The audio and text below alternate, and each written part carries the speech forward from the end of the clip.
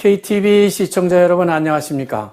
지난주 자카르타는 아시아 아프리카 반둥회의 60주년 컨퍼런스에 참가하는 100여 개국 정상들 때문에 막혀도 너무 막혔습니다. 주요 대로는 아예 4번씩이나 도로 통행을 막기도 했기 때문에 주변 도로까지 모두 교통체증을 겪어야만 했습니다. 특히 끄마야란 라마에서 카탄텐데안을 거쳐서 꾸닝안으로 나가는 도로는 고가도로 공사까지 겹쳐 극심한 교통체증을 겪었습니다. 극심한 교통체증을 뒤로하고 인도네시아는 지난 4월 19일부터 24일까지 자카르타와 반둥에서 비동맹 운동의 시발점이 된 지난 1955년 반둥회의를 기념하기 위해서 제16차 아시아 아프리카 회의 반둥회의 60주년 기념식, 비즈니스 서밋, 장관급 회의 등 다양한 국제 행사를 가졌습니다. 인도네시아 정부는 반둥회의 60주년 기념 행사를 아주 크고 화려하게 준비했습니다. 그렇게 많은 자금을 들여서 반둥회의 60주년 기념 행사를 준비한 목적을 크게 3가지로 요약할 수가 있겠습니다. 먼저 비동맹 국가들 간에 좀 더 견고하고 새로운 경제 협력을 시도할 필요가 있다는 메시지를 전달하고 이들 국가들 간에 전략적 파트너십을 구축해서 경제 발전을 도모하면서 차제에 중동 팔레스타인 독립을 지지해주자는 세계 평화 컨센서스를 여기서 만들어 보기 위한 것으로 풀이되고 있습니다. 여기서 반둥회의라는 것을 좀 더 자세히 알아볼 필요가 있습니다. 반둥회의는 지난 1955년 4월 18일 아시아 아프리카 29개 나라 정상들이 반둥 호프만 호텔에 모여서 아시아 아프리카 각국이 서로 단합하기로 다짐을 한 회의입니다. 당시 소련과 미국으로부터 양분된 냉전 세계에서 이들은 중립을 선언하기도 했습니다. 또 식민주의 종식을 선언한 의미 있는 국제회의가 되기도 했습니다. 그 결과 아시아 아프리카 중소국가들은 서로 협력을 다짐을 하고 그 후 많은 아프리카 신생국이 이것으로 인해서 독립을 했는데요.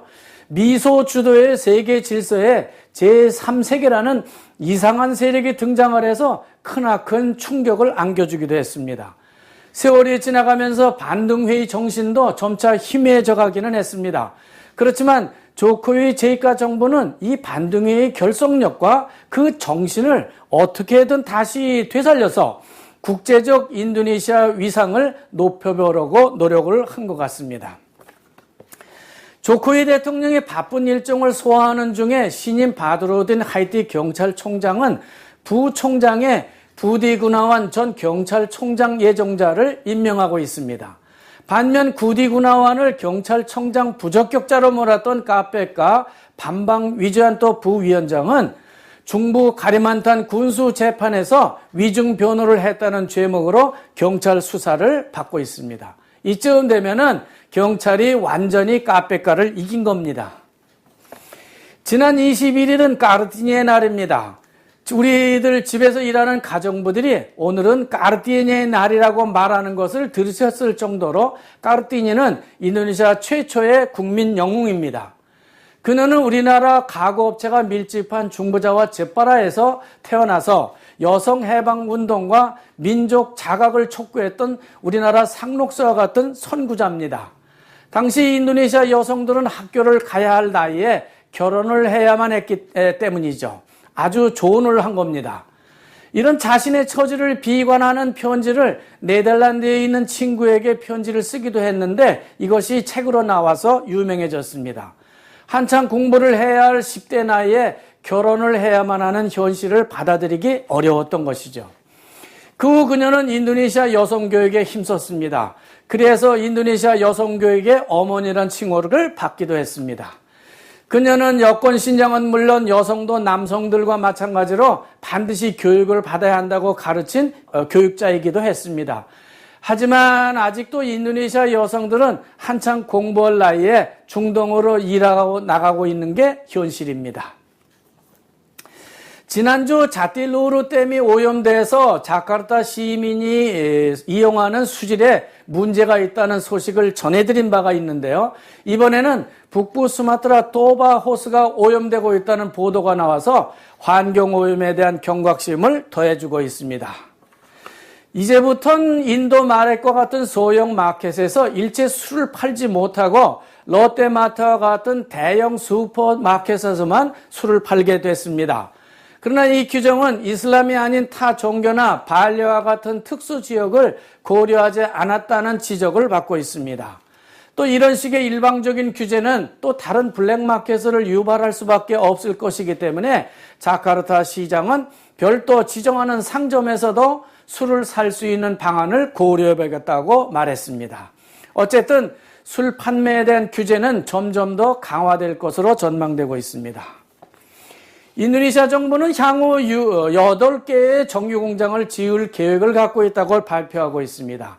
5개의 정유공장은 퍼르타미나 석유공사가 건설하고 나머지 3개 공장은 정부가 짓는 것으로 알려져 있습니다.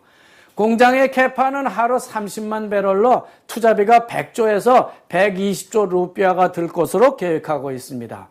이렇게 국내에 정유공장이 들어서게 되면은 인도네시아도 우리나라처럼 원유만 수입을 해서 정유에 쓰는 그런 나라가 될 수 있을 것입니다. 인도네시아 에너지 광물부는 석탄을 수출할 때 중량 검사를 강화하겠다고 밝혔습니다. 칼리만탄이나 수마트라 남부에서 석탄을 운반하는 트럭에 무게 센서를 부착해서 정확한 석탄 중량을 체크해내겠다는 겁니다. 인도네시아는 2015년 한 해에 4억 2,500만 톤의 석탄을 생산할 예정으로 있는데 이 중에서 70%는 수출을 하게 됩니다. 아세안 국가들이 2015년 12월 31일 이후부터는 자유무역을 하게 됨에 따라서 다양한 분야에서 손익을 계산하고 있습니다. 예를 들면 인도네시아 은행들이 싱가포르나 말레이시아에 지점을 개설하고자 할 때 공정하지 못한 규정을 적용을 하고 있기 때문에 모든 것을 개방하고 있는 인도네시아로서는 손해라고 하는 겁니다. 따라서 인도네시아는 MEA, 즉 마샤라kat 에코노미 아세안을 탈퇴할 수도 있다는 경고까지 내놓으면서 거론을 하고 있습니다. 자카르타 시내에서 정가랭 공항으로 가는 도시철도 공사가 곧 착공되게 됐다는 소식입니다.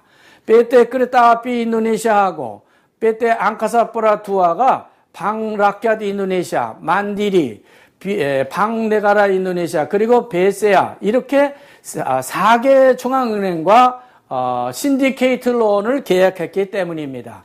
따라서 공항에서 바투체페르, 땅그랑역까지 12.1km 공사는 곧 착공하게 될 것 같습니다. 그리고 시내 망가라역까지는 기존 철도망을 연결하는 것으로 알려져 있습니다. 국세청은 지난 2014년 결산서를 검토해 본 결과 자카르타 소재 기업 중에서 80%가 넘는 회사들이 실제 거래 세금 계산서를 근거로 결산서를 작성치 않았거나 가짜 세금 계산서를 사용하고 있다고 말하고 있습니다. 실제 499개 납세자 중에서 403개 납세자만 이걸 인정했다고 합니다. 이런 경우에 최고 6년형의 4배 세금을 벌금으로 물어야 합니다. 앞으로 우리 한인 기업들도 세금 계산서와 납세에 각별한 주의가 필요하다는 메시지 같습니다. 남부 자카르타 떼벳 하숙지 성매매 여성 살인사건이 발생한 지 10여일이 지나고 있습니다. 자카르타 시청 공무원들이 하숙집을 방문해서 각 방을 점검하고 있습니다.